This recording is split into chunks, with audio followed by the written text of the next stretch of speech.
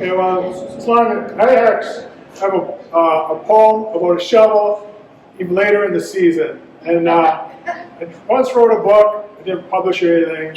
I don't think it's going to get published, Poems of the Pessimist. And this here's one. Okay, so here, the snow retreats, leaving the grime. The shovel, as unworked as a former child actor, begs to be stored away. But I dare not put order, stow the snowblower. Flurries will sneak attack. One can blanket the muddy ruts so someone twists an ankle.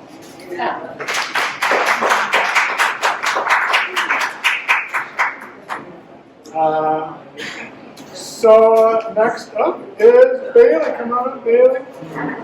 Bailey has a couple books up.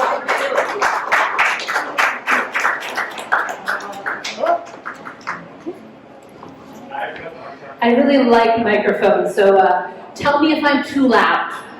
Always good. So I am Bailey Hansen. I do have a book series, the third book that's written with the co-authors, coming out October 1st, which is super exciting. It's awesome. This one is not appropriate for all audiences in the public venue, so we're going to read one of my stories from the anthology today. And this is How to Dispose of an Apocalypse Candle. Most evil objects must be destroyed by fire. Air can scatter, earth can protect, and water can dissolve if you give it a couple of centuries. But fire is the most thorough and reliable method. This is particularly unfortunate when your evil object is a candle. The tower chamber that held the apocalypse candle smelled of hydrangeas and wood smoke, in spite of the fact that nothing had been on fire in that room for the 23 years of the candle's residence. Even the light was provided not by torches, but by phosphorescent, fire-suppressant moss, specially imported from the dwarven lands. When one had an artifact of ancient evil that was activated by burning, you tended to be particularly careful about fire hazards. Two junior mages, tasked as the last guards of the apocalypse candle, stared at it nervously. The clash of swords on shields, shouts and screams of soldiers, and the occasional boom of a magical explosion came through the walls of the tower. The demon warlord, seeking an efficient and final way to break the barriers between the human and demon worlds, had come to the city. For the last day, he and his forces had been working through every one of the city's defenses. "Can't we just throw it in the volcano?" George asked at last. Lil gave him a look that could crack a diamond. "What part of candle did you not understand? Any part of this lights on fire, and we get portals opening to the netherworld." The apocalypse candle didn't look like much. A squat, pale green candle, about the size of a man's fist, encased in a blackened glass container, rested on a podium made of the same plain stone as the tower's walls. It didn't even smell like evil, at least not the way some cursed artifacts did. It smelled like a candle and hydrangeas, and not much else. George blew out of breath. "So, take the wick out?" "No," Lil said. "That just makes it two separate pieces, both of which can unleash the hordes of hell. Igar the Foolish tried cutting down the wick in 1875, and look what happened again." What did happen to him?" George asked. "Don't think I've had that class yet." "Presumably demons happened to him, but no one's sure." Lil gestured toward her face. "They only found his nose." George had multiple follow-up questions, but the conversation halted when Mortimer Graves, head of the city's mage school, swept into the room. "This conversation has already been tedious," he intoned, "but I insist it must also be brief. The demon warlord is at the foot of the tower and will be here shortly. Do we have a solution to this conundrum?" George stepped forward. "We will lay down our lives to defend the candle and the world."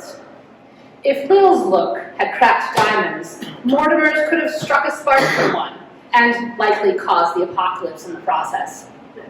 "The warlord has a cadre of 30 mages currently taking our city by storm.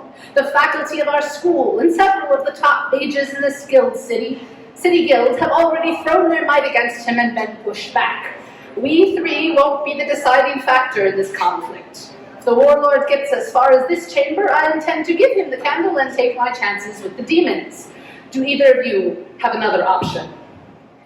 Yes, Lil said. I have something I've been working on. Mortimer frowned. It will keep the warlord from retrieving the apocalypse candle? Today? Yes.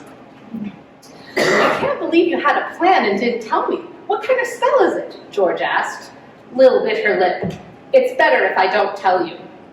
What do you need for the casting of this spell? Mortimer asked. Some chalk, one of those tags you use for specimens, and silence so I can concentrate.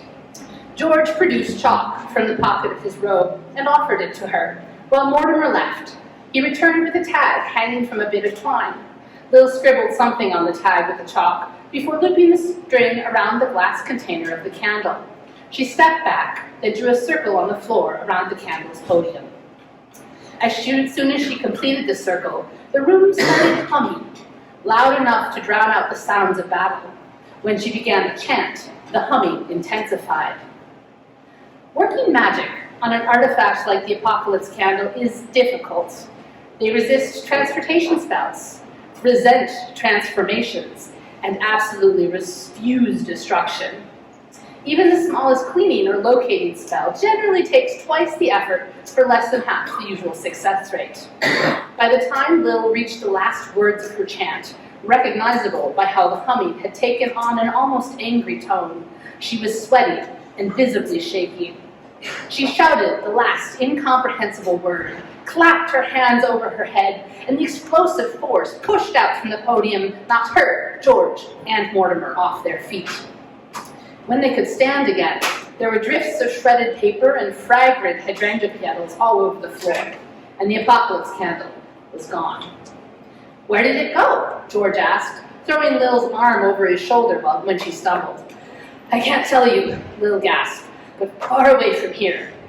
Let us go now, Mortimer said. Our duty, such as we are able to do, has been fulfilled. When the three mages left, they bolted the tower door behind them. Later that day, when the warlord burst into the circular chamber that had once held the Apocalypse Candle, he found it empty of his prize. He screamed in such rage that everything in the room burst into flames, from the paper and petals on the floor, to the glowing moss on the walls, to the faint outline of a chalk circle on the stones. He burned the tower down to the ground, but no additional demons were summoned. The city and the world remained intact. The candle appeared, unannounced, in one of the back shelves of Joy's Jewels, an antique parlor in a city just down the river.